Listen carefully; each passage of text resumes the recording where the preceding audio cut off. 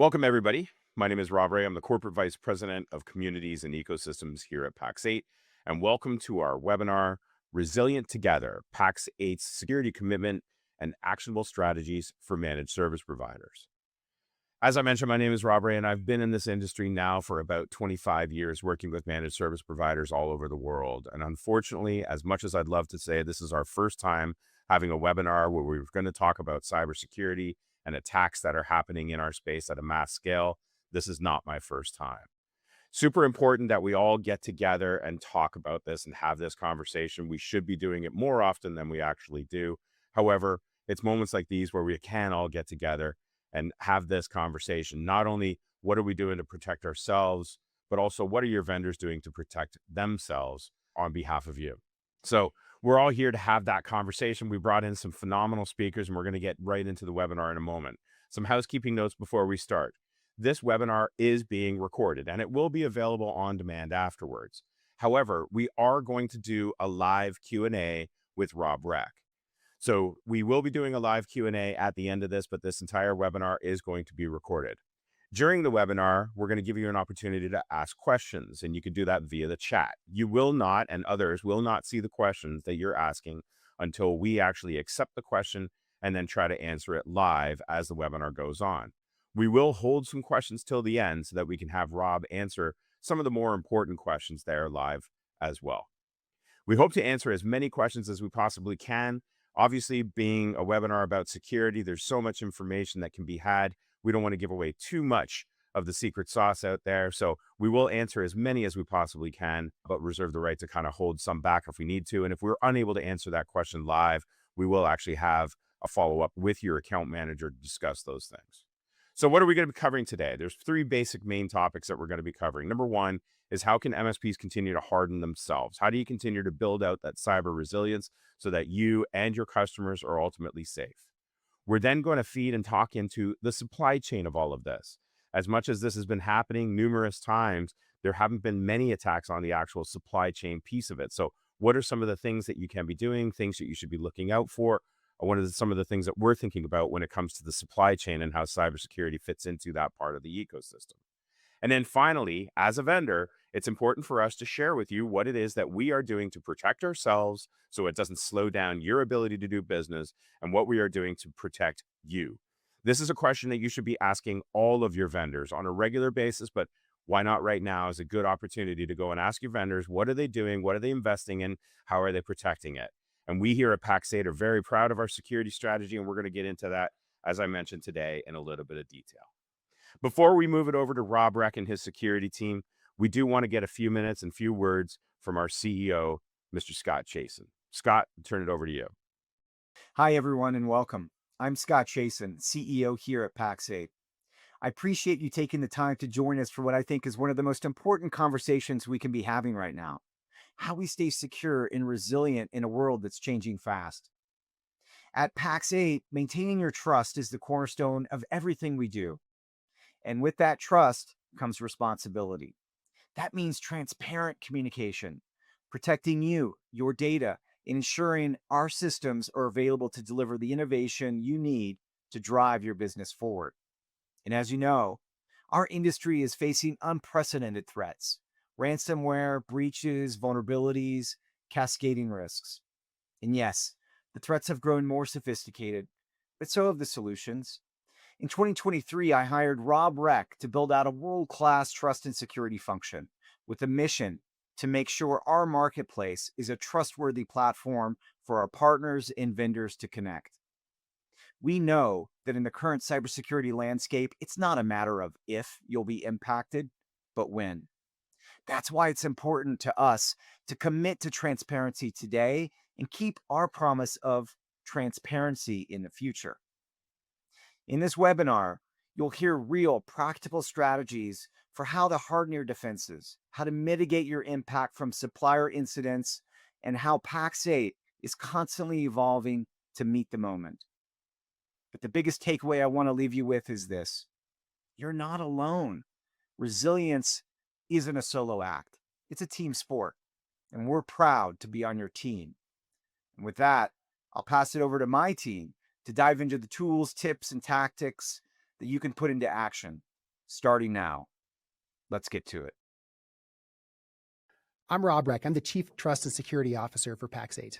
I'm excited to talk to you about how partners can keep themselves safe from ransomware, from third-party risk, and how Pax8 is doing the same thing. Our industry is interdependent and mutually beneficial. When one of us is attacked, all of us are attacked. Over the past few years, the increase in these attacks has been dramatic. As you can see from this timeline, starting back in 2020, and we could have gone further back, but starting back in 2020, some big name organizations and some smaller organizations have been significantly impacted by security events. By now, we know that it's not a question of if, but when each of us is going to be heavily impacted by a security event. The point of this webinar is to talk through how MSPs can prepare themselves internally, how they can manage the risk that they're exposed to when a third party gets impacted, and how we at Pax8 are preparing ourselves for these attacks. Finally, we're going to open up for some Q&A to give you guys a chance to ask questions of us at the end of this.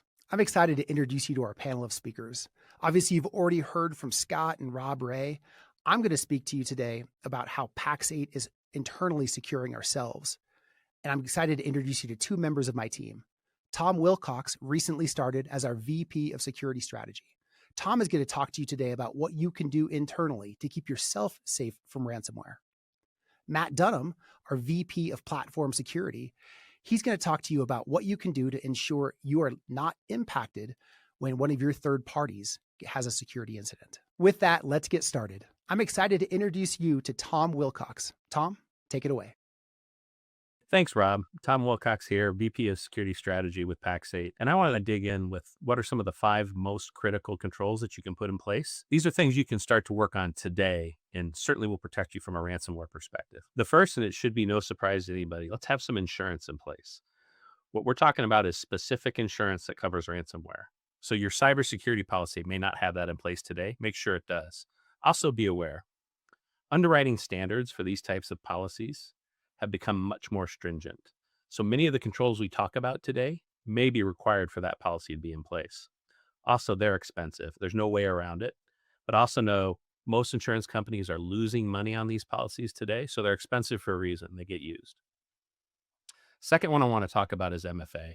I'm sure everybody has MFA installed today in their environment, and that's really best practice. We've come a long way since 5 years ago. But keep in mind, if you don't have MFA on every application, that could be a problem. So install it anywhere where it's feasible to thwart threat actors from moving laterally through your network. The next item I want to talk about is patching. And it seems crazy in 2025 we need to talk about patching, but we do. Most vulnerabilities that are exploited through a known vulnerability that has a patch. So make sure you're patching your OS, make sure you're patching third-party applications, and make sure you're patching your firmware as well. These things collectively create a really strong boundary that keeps hackers away. The next thing I want to talk about is vulnerability management. This is bigger than just patching. Most people stop at patching. They have to think about the rest of their infrastructure. This includes things like firewalls, your load balancers, and even your cloud infrastructure. There have been over 22,000 vulnerabilities in 2024 registered to the CVE database. That is a database that keeps track of all known vulnerabilities. That means there's too many for you to keep up with, so use a tool to automate.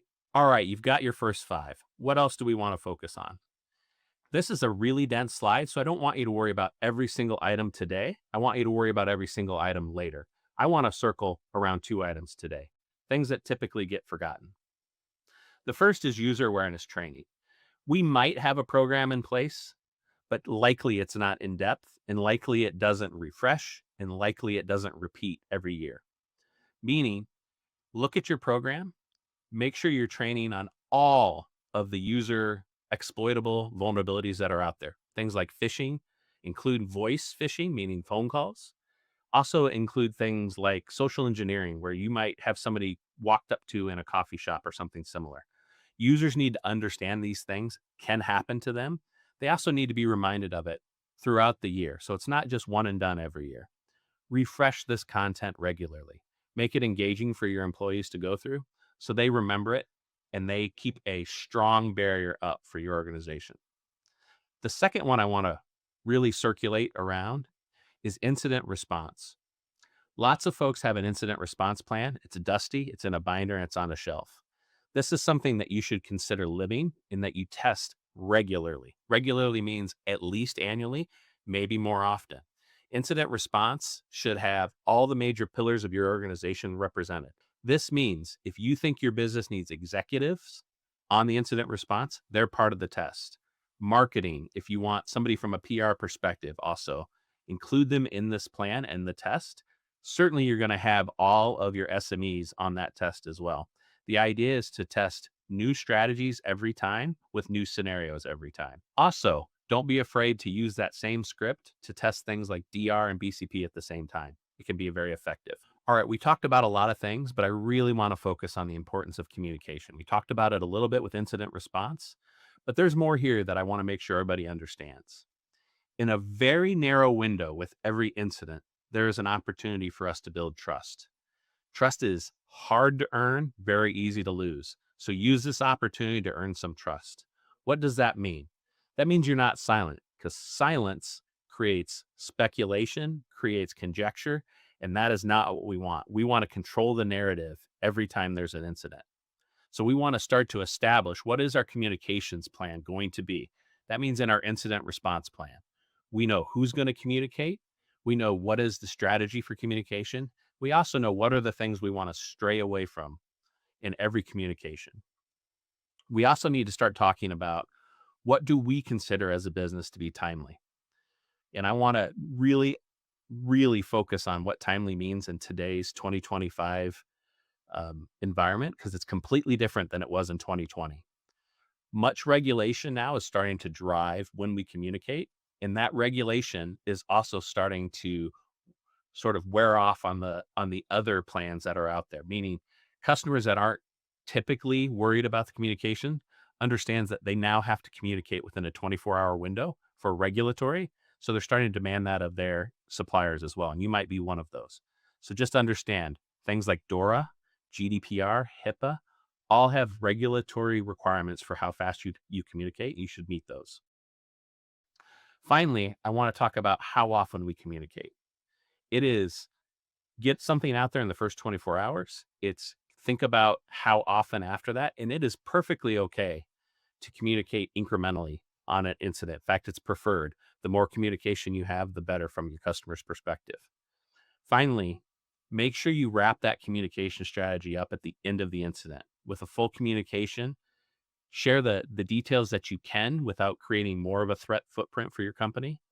And certainly make sure it's distributed to all those impacted. Okay, I've given you a bunch of things to think about, but there's always more. So let me just give you some places to go after this.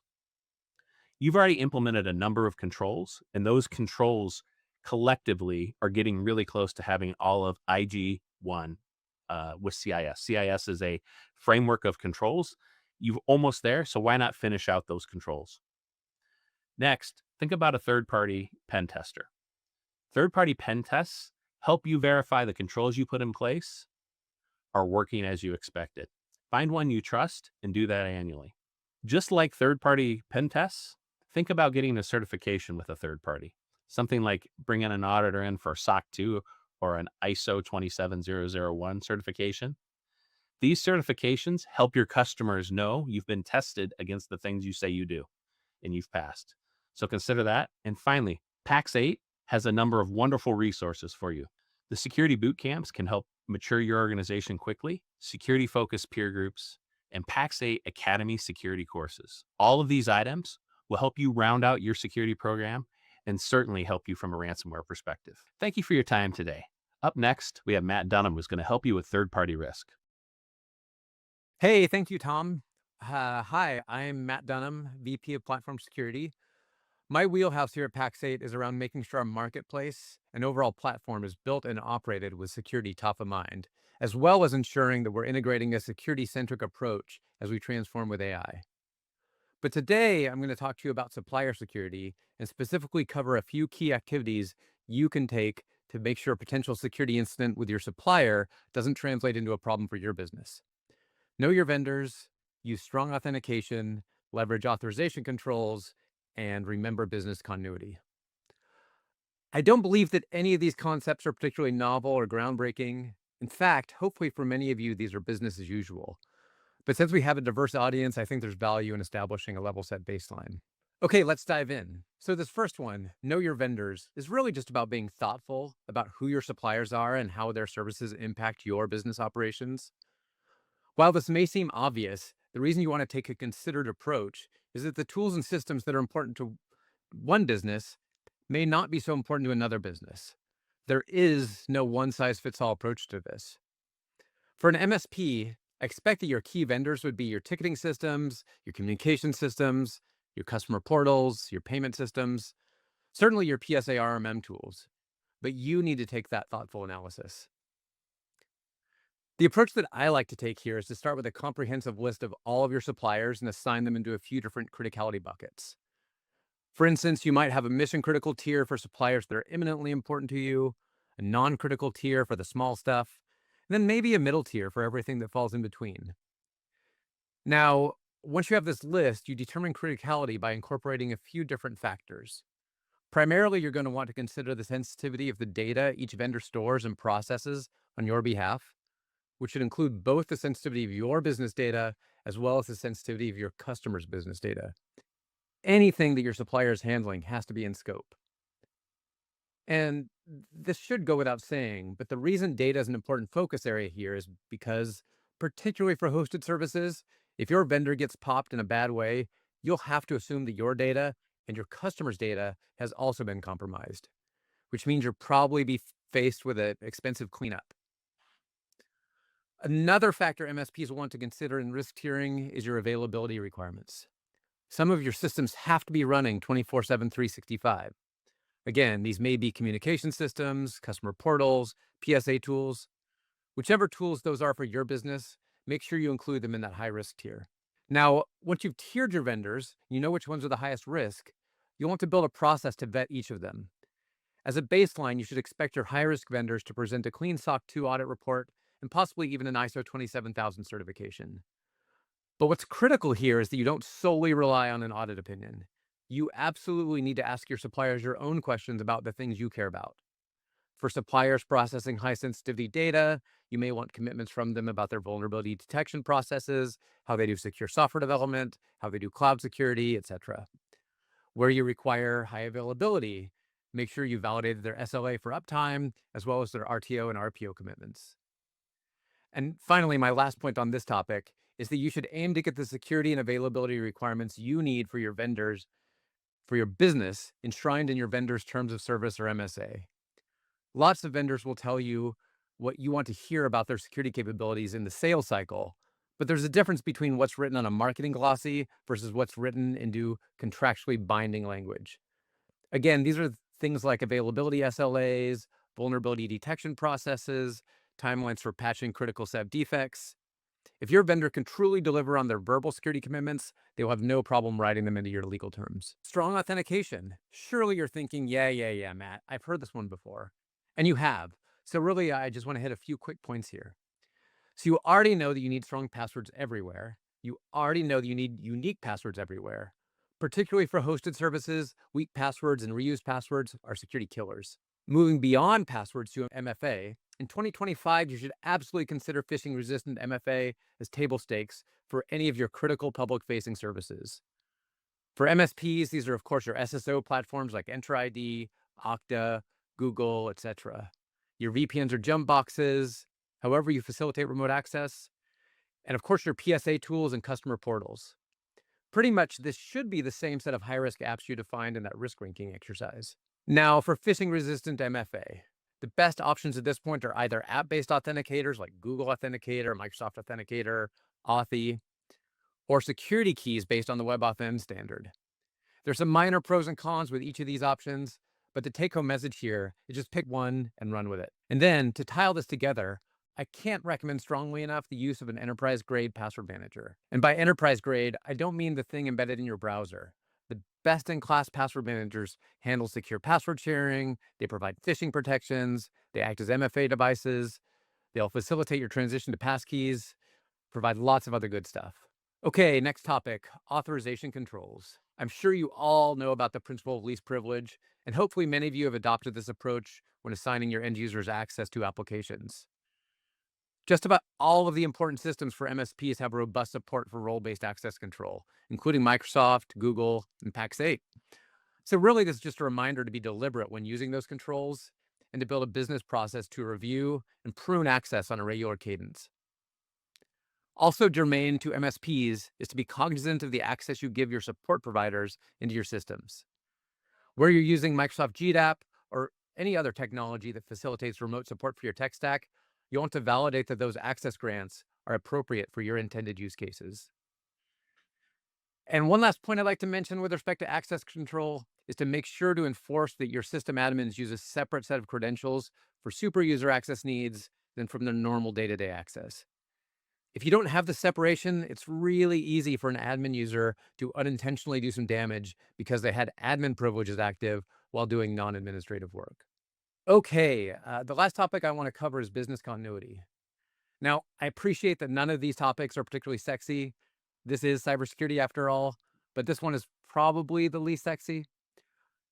Every business has suppliers that are critical to their operation, and hopefully, because you know your vendors, you understand which ones fall into the high-risk tier. You validated their availability SLAs and their RTOs and their RPOs meet your requirements. But it's important to remember that RTOs, RPOs, and SLAs are objectives rather than guarantees. Sometimes things go wrong. Sometimes actual recovery timelines are much longer than intended objectives. So it's important that you have contingency plans in place for your critical suppliers. Now, the best way to kick off contingency planning is with disaster recovery rehearsals. This is where you do a dry run simulation, imagining one of your critical vendors is offline. So you're going to want to pick one of the vendors in your high-risk tier, simulate a major outage, and use the exercise to think through alternative means for how those key business processes are going to operate without this vendor in play.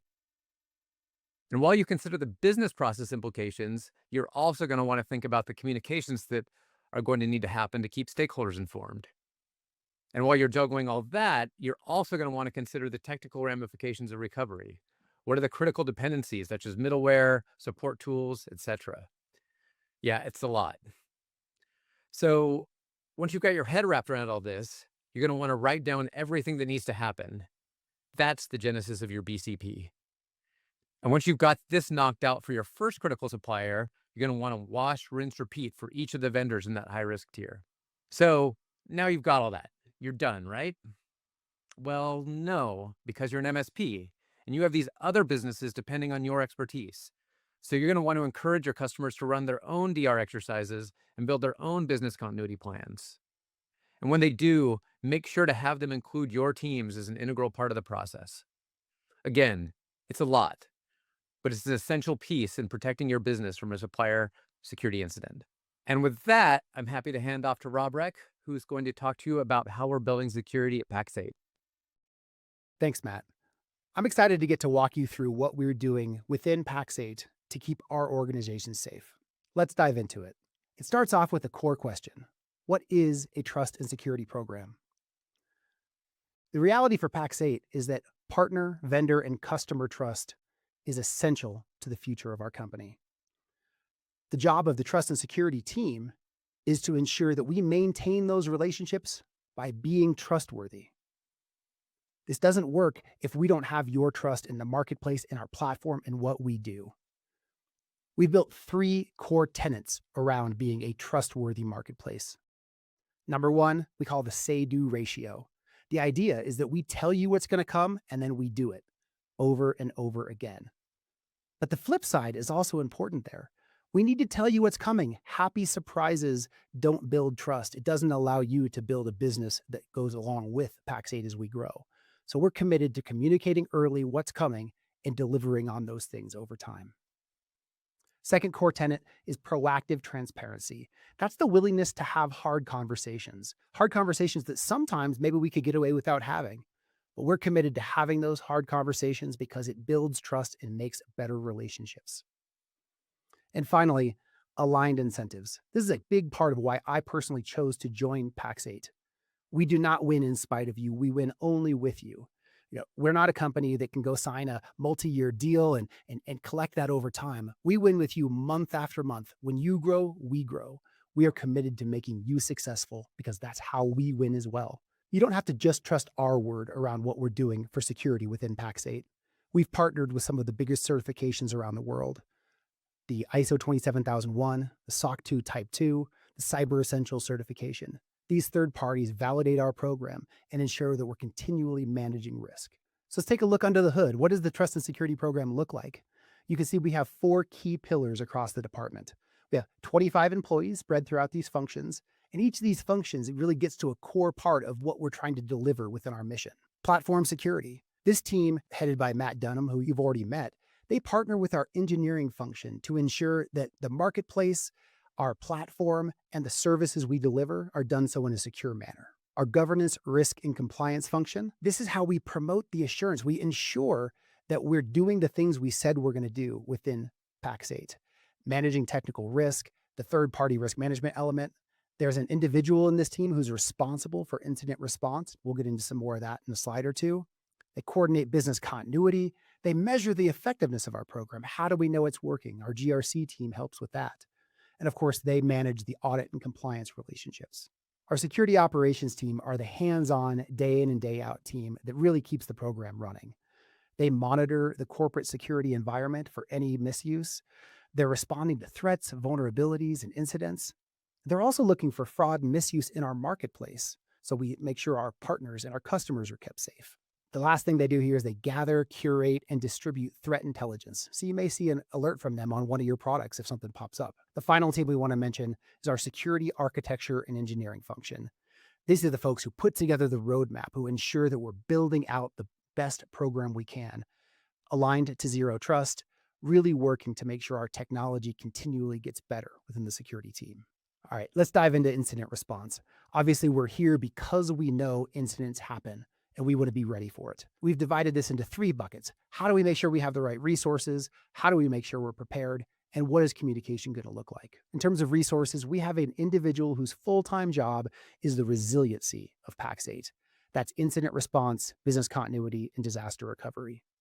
That individual has a lot of resources across the business that they use. Number 2, really critical, is our SecOps team, our security operations team. 24/7, follow the sun, making sure we're monitoring for bad behavior.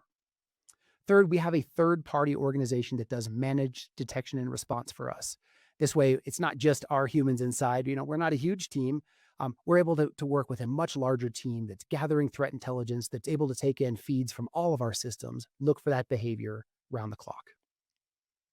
We have a cross-functional incident response team, the members of each department across the business who would need to be part of an incident. They're pulled in ahead of time so they know what to expect. And in an incident, they're able to quickly get up to speed. And finally, we have established connections with law enforcement so that in the event of an incident, we're not having to reach out for the first time. In terms of preparation, we have a long list of things we're doing. We have training for all incident response team members as they get onboarded. They know what the expectations are if they're a part of that team. We run multiple tabletops per quarter. Some of them are small, some are big, technical in nature, communications in nature. We have a variety of things we do. So when a real incident comes along, we've already tested something like it. And annually, we'll have a large incident response exercise where we bring in a third party to walk us through, really exercise the less used parts of the program, make sure we're ready. And finally, we have a well-established communications process. We know who's going to make decisions around communication in an incident. We test those things, and we continue to evolve over time. Speaking of communications, that's a huge part of being ready. At Pax8, we are committed to transparency. We want to be able to share with you as much as we can, as early as we can. In the heat of an incident, that sometimes can be hard, but we're going to lean into transparency wherever we can, let you know what's happening when we can. My goal is to ensure we have first comms out within 24 hours, so you know what's going on and you can set your expectations appropriately. We know that when the actual incident is upon us, that can be tough. That's a big part of practicing and saying these commitments out loud, so we all know we're on the same page. Obviously, there's a lot more to know about trust and security within Pax8. That's why we've published a trust page. You can access this by going to pax8.com/trust, And while you're on this page, here's a little screenshot. You scroll through and take a look. We have quite a few resources on that main page. And then if you click that Trust Center button there at the top, you'll see that self-service page where you can actually get access to our reports, our pen tests, our privacy statements, all kinds of interesting information. Click that. It's a self-service page. As long as we have an NDA in place, you'll have access to those documents. This is an ever-evolving page, just like our program is ever-evolving. We're getting better over time, and we hope you'll join us on that journey. With that, we'll take some questions.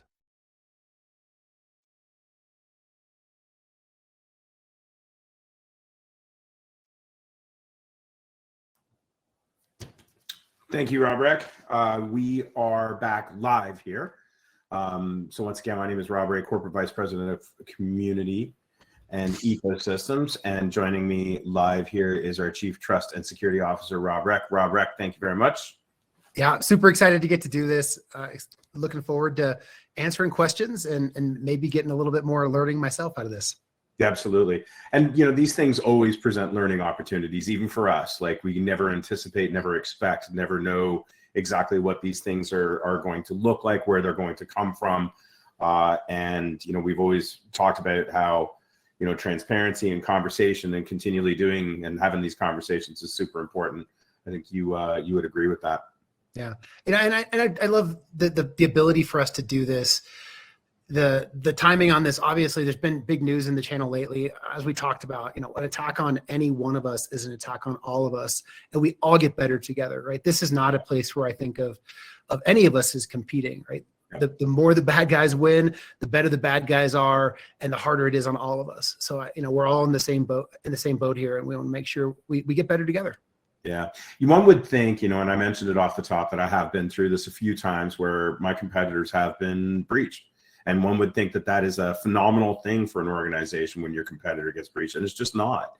It's the same thing when MSPs do. You know, it's just not a good thing for our industry as a whole. People start questioning the value of what all of us are doing, whether we have the ability and capabilities of protecting ourselves. So I think this conversation is super important, that we continue to have it. And unfortunately, sometimes it takes incidents like this for us to be able to come out here and actually do this. I do have some questions here for you, Rob, that I do want to throw, ones that we wanted to throw into the live piece. I'll remind everybody here that we actually are doing the Q&A live. Right now, Rob and I are actually here live doing this. So if there's any questions that are coming up, please don't hesitate to ask them. We're going to throw them into the chat, and I can throw them Rob's way, and we'll try to answer as many of those questions as we possibly can. For those of you that we aren't able to answer any questions, we do know who you are, and we can have your account manager follow up with you in regards to answering some of those questions post-event.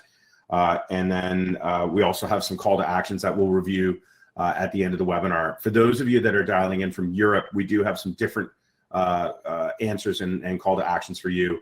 But once again, we'll follow up with you in a different way. And then this is being recorded, so we will make this webinar available on demand for people that have not been able to attend this actual webinar. So with that, Rob, you ready to go? Let's go. Let's do it. All right. What is Pax8 doing from a training and coaching standpoint to help my team secure ourselves and our clients? Yeah, you know, we have some resources that we put in the presentation that Tom went through, and we can throw those in the chat, some links specifically.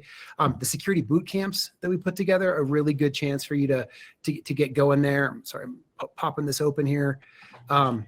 We have these security focused peer groups, where great opportunity for you to not have to do it on your own, right? Get with a group that we will help facilitate for you to improve its security as a practice, and of course internally as well. And then our academy has a number of security courses. So we have links to all three of those resources. We'll make sure we get those in the chat somehow here, and we'd love to engage with you on those. Awesome.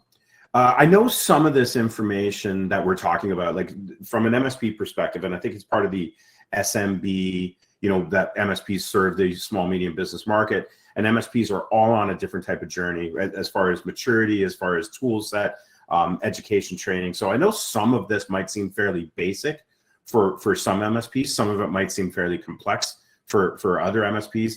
You know, what kind of piece of advice would you give any MSP that's kind of watching it, regardless of where they are on their cybersecurity journey, in regards to like, it's never too late to start. It's never too late to continue this. It's, never too late to be a part of the community and help others that are here.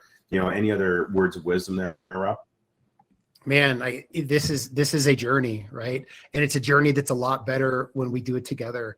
I'll say I've been doing security for 25 years and would absolutely not still be doing it without coming alongside folks in the community. It's hard, but man, meeting people who are going down the same path makes a big difference.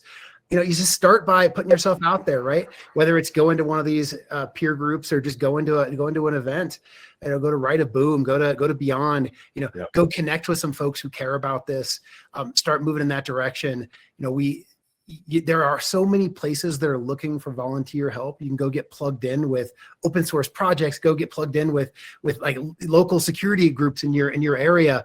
They're looking for help, and through that process, you start to learn, start to get better, start to make some really good relationships. Yeah, I was talking to the folks over at ConnectWise not that long ago, and now they have their own security event, but now they're also going to continue to build security tracks into every single event that they're actually doing. I mean, I think it's just pretty common these days. It's become something that was kind of this new kind of look at a revenue stream, but now it's just commonplace, and everybody needs to be doing it and doing it. And Rob, speaking of that, obviously at our Beyond events, we have a dedicated security track. Breaking news, even for you, I think I just was talking to Jen Bodell this morning, and we're going to have a main stage about this exact topic and a breakout just on this at Beyond in Amsterdam coming up. So folks who are going to be there, come engage with us, with me and Rob and my team, and we'll be going deeper and deeper on this, and we're committed to it. Yeah, absolutely. And we are fairly blessed that we have security, like real security pros that understand the managed services space globally. We've got Matt Lee here in the US market, but we also have people throughout EMEA that, that are doing phenomenal things. And yeah, super excited to have them. And out in APAC as well. A great team worldwide. Yeah, absolutely. What kind of diligence does Pax8 conduct on its vendors to ensure their security? Yeah, great question. So we look at vendors from two different sides. Because of the market we're in, vendors for us are mostly the folks that we sell in the marketplace, right? So what does it mean to get approved into the marketplace?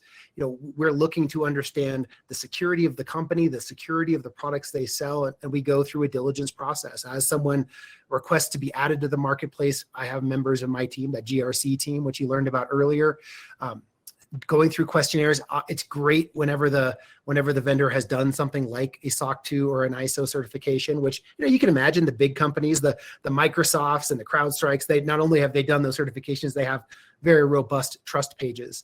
And we go through those documents. For smaller vendors, we're going to get much closer. We're going to work with them more intimately to understand what they're doing around security. We certainly can't, vouch for their security, but we want to make sure we're doing diligence, that the folks who are in the marketplace have gone through some steps. And on the other side, that supplier side, which most of you are also thinking about, we use a different set of technologies internally. Sometimes there's overlap, but sometimes different techs internally than we do in the marketplace. And we're doing a similar level of triaging. What's the categorization? How high a risk is this vendor to us? And we have different levels of requirements for that. Sometimes that'll be interaction, human interaction. Sometimes it's document review. It just depends. But really understanding. The whole thing starts with, to Matt's point and Tom's point as well, understanding what's the risk of any specific vendor, and then diving into how well they're doing securing, relative to that risk. The relationship here, in the channel is, I think it's something that's fairly unique as far as having to make sure that kind of everybody's kind of protecting themselves and holding up kind of their end of the bargain here. And that a lot of it comes, and I mentioned it during the course of this webinar, and of course advertising for this webinar and previous posts, that MSPs should be talking to their vendors about what vendors are doing to secure themselves. What type of investments are they making? Obviously we wanted to bring, like Rob, you've been with the organization now 2+ years. We wanted to bring out and show that we actually do have security folks that are thinking about these things. And all vendors, I think, are the same. Now, there's a question here specifically about vendors, but we're going to have to speculate as to what the root question is here. But I wanted to talk about this because I think it's important, because these conversations that MSPs should be having with their vendors are, how do we hold these vendors accountable, but we don't want to necessarily damage the relationship that we have with these vendors, or that we have with our end users when we're starting to poke around the vendors that we're actually using. What suggestions or ideas or recommendations do you have for MSPs around this? So it's worth just giving a little bit of my own background. Before I joined Pax8, I actually did internal security for a couple of security vendors. So I have been on that side for much of my career, receiving those inbound requests around security. And I want to say, you guys, as the customers of those vendors, play an important role in the vendor security. Every company is for profit, basically. These companies are all looking to minimize expenses. Well, one of the best justifications I had to keep building a world-class security program at those vendors was the fact that it's required during the sales process. When we've got our customers demanding, continued improvements, continued risk management, continued certifications, that really fed into my ability to keep growing. So I encourage you to be a little bit loud with them during that sales process. The salespeople are loud. They'll make a big stink about it. If you can put the pressure, hey, I want to see how you're getting better. I want to see how you're driving to reduce these risks. Do you have the appropriate staffing? Are you committed to protecting my data? Asking these fundamental questions over and over again, they really do make a difference. I encourage it. I don't think you have to worry much about the relationship damage. They want that money, and they also, frankly, the security person probably also really wants that support that they get from you. So that's my take. Be willing to have the conversation. Be willing to ask tough questions, and make sure don't let them give you surface answers. Right? Take some time to really understand if it's a strategic vendor for you. This one's a little bit more of a technical question, or specific, kind of like a process type question. How can DevOps teams proactively support the organization's SOC 2 or ISO 27001 efforts, especially when it comes to change management, infrastructure compliance, and deployable traceability? Yeah, great question. I do believe those certifications are important. Those certifications are a reflection of whether you are or are not doing things in a secure way, right? So rather than jumping directly to the compliance side of this, I just want to talk about how DevOps teams can do things securely, right? And usually those things go hand in hand. So what are the important things, right? Well, having a really well understood process. I know one of the things I've run into in my career with DevOps is they will create automation to do work, which is fantastic. And here's the happy path for deploying or for building new systems. But if you don't make it so that's the only way you can do things, well, you're not really implementing much security, right?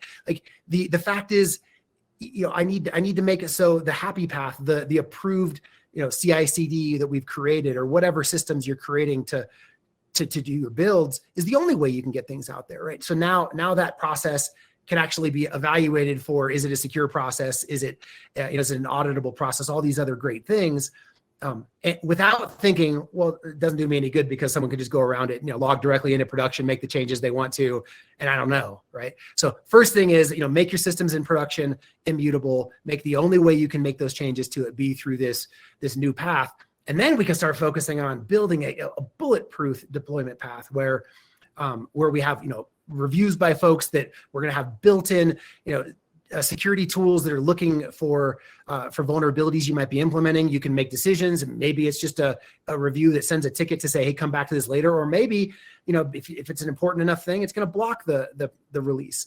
Having the ability to make those decisions into a well-understood deployment path, I think makes a big difference. And yes, to the question's point, doing those things in a way where we've got auditing turned on, where we've got appropriate access control in place, where we understand the identities that are there, that's going to get you through just about any certification, ISO and SOC being at the top of that list. This one's a tough one because it's not, it's an ongoing conversation that we've had forever and ever, and it's not just even cybersecurity related, but it's very relevant for today's situations. It's been relevant probably for the last 10 years, to be honest.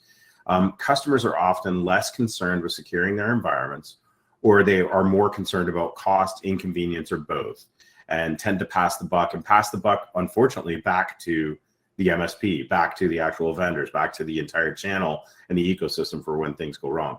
What strategies do we have as Pax8? What do we recommend to help our MSPs help their customers understand the need to invest in security? Yeah, it's a great question, and every company has a different reason that security makes sense or doesn't make sense, right? And the ability for your customers to continue doing their work is going to be right at the top of the list of things that matter. You know, they're paying you to help provide IT services for them. If those IT services go away, what happens? Are they no longer able to do business? Can they not get credit cards?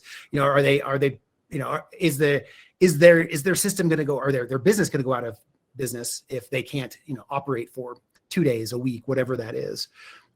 That's a great question, depending on what kind of business we're talking about. Just about every business doesn't want to go down.